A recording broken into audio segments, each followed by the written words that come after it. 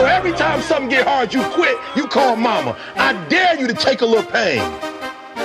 Welcome back to the Running Report, where we give you all the biggest running news that happens month to month. And on this episode, we're talking about March 2019 and everything that went on. From the beginning of the month at NCAA Indoor Championships, where Grant Holloway did Grant Holloway things. Also, with the ending of indoor season was the beginning of outdoor season, and we've already seen a lot of big times from the collegiates and professionals. And also, usually in March and April is really a prime time for high school track and a lot of them to show out. And there's 3 big performances that I have to tell you guys about. Then also, lastly, we have our Bell Lap question, which is a question straight from y'all. So you want to make sure you stick around to see if your question was featured on this month's Bell Lap. And so we got 4 questions, 4 topics, and 4 laps to go. So let's just get right into it. Now with 4 laps to go, let's start with NCAA Indoors. We're going to give you a quick little rundown of everything that happened. So basically, Grant Holloway is a beast. You already knew that though, but let me tell you about all the crazy things that he did that weekend. He won the 60-meter hurdles and an American record. Like, come on now, that wasn't even enough, because he came back and he won the 60-meter dash in a 6.5. Also, he got 3rd in the long jump, he got 3rd in the 4x4, and with all of that, he led the Florida Gators to back-to-back team championships. And that's not even everything that happened from that weekend, because there's a lot more crazy things, because Arkansas women, they outlasted USC, who was just dominating the weekend. They won the 60-meter dash, the 60-meter hurdles, and the 400-meter, but Arkansas was able to outlast them at the end of the day. And then also Morgan McDonald, you know the Aussie that we're talking about in cross-country season who won?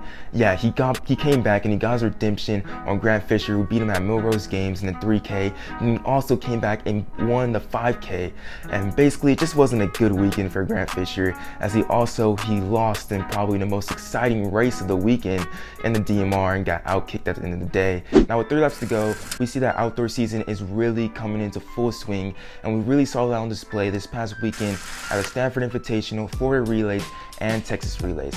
First, at the Stanford Invitational, Emily Sisson really showed out in her preparation for her next marathon with Molly Huddle, when she ran a 30:49, number 3 all-time in American history for women in the 10K. And really, they qualified for Doha. They ran great, and they looking great for their next upcoming marathon. I'm really excited to see what they can run.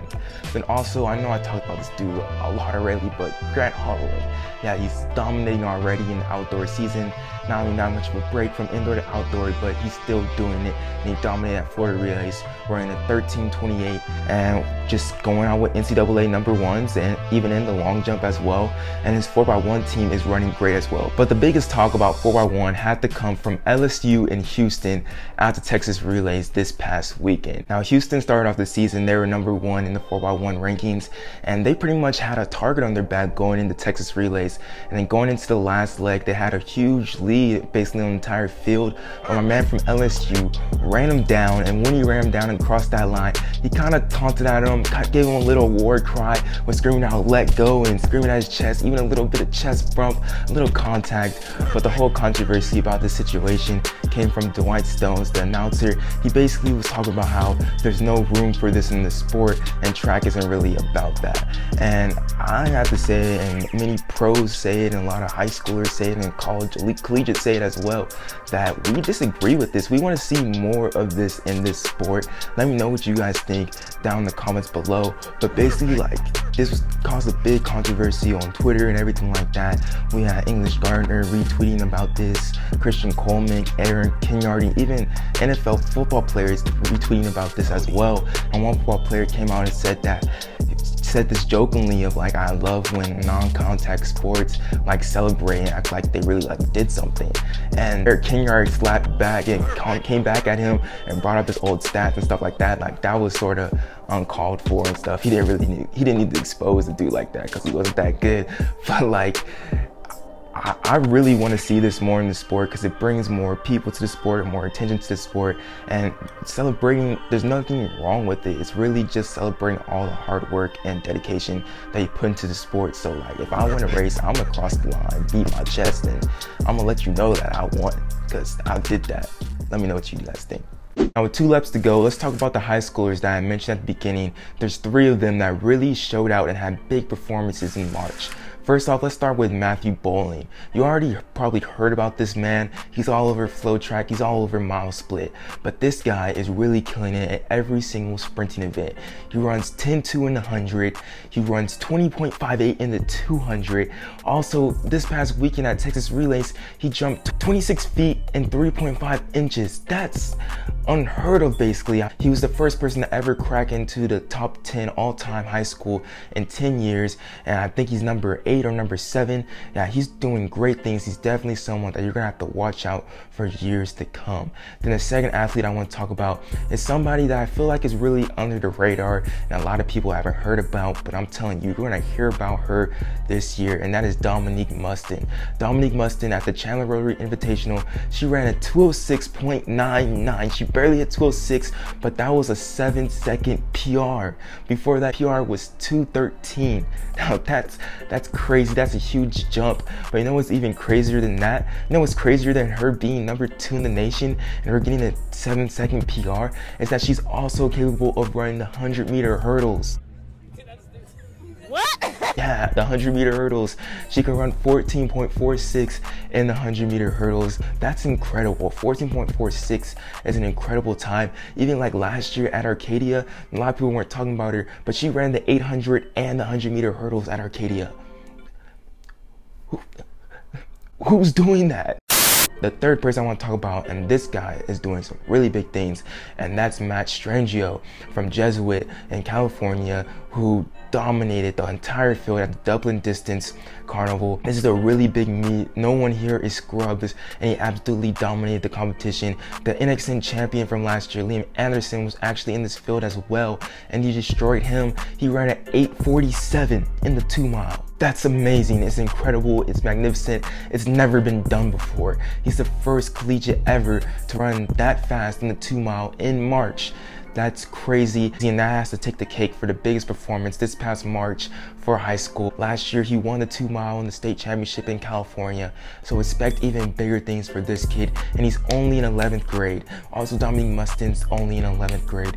These two cats are gonna be dominating from this year and next year, and I can't wait for what they're gonna do to finish this season out. Now, with one lap to go, it's time for our bell lap, which is a question that comes straight from y'all from Instagram or Twitter, so make sure you guys follow us there, because if you follow us, you can be informed on everything that happens to Rosie Project. Also, they're just really good pages that you want to keep up on, that have great pictures, great videos. So make sure you guys follow us on Instagram, on Twitter, and your question may be featured on the next bell lap. Now, time for this month's question. It comes from your boy Edgar, and he asks, how do you feel about the horses being on the Old Town Road? I'm gonna ride till I can't no more. I got the horses in the bag.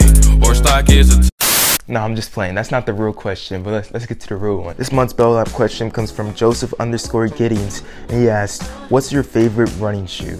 Now, the reason I picked this question is because there's a lot of questions relating to this, even asking about insoles and if they affect injury and stuff like that. Now, my favorite running shoe are the Brooks Adrenaline GTS series. I think I started wearing the Brooks Adrenaline GTS when I was about a sophomore in high school, and that was the Brooks Adrenaline GTS 15s.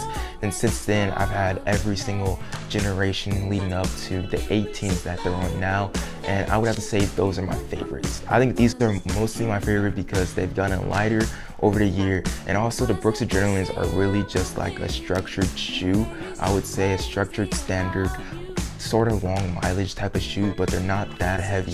At first they were really heavy, so I didn't like them as much, but they got lighter and stuff like that. So since coming this season, I've already had 3 other GTS series, so these are definitely like my favorite shoes. So you guys asked if I wear insoles or do insoles prevent injury, and I think so. They very much do.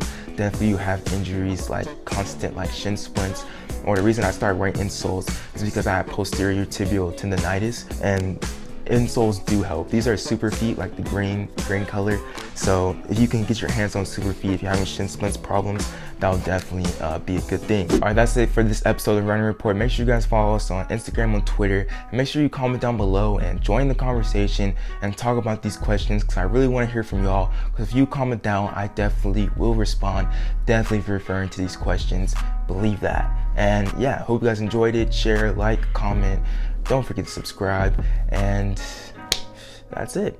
Have a good training week, or if you don't run, have a good week. Hopefully, I don't know. Dare you to take a little pain. We're not just here to take part, we're here to take over. Tell him. It is Terry, and USC just has all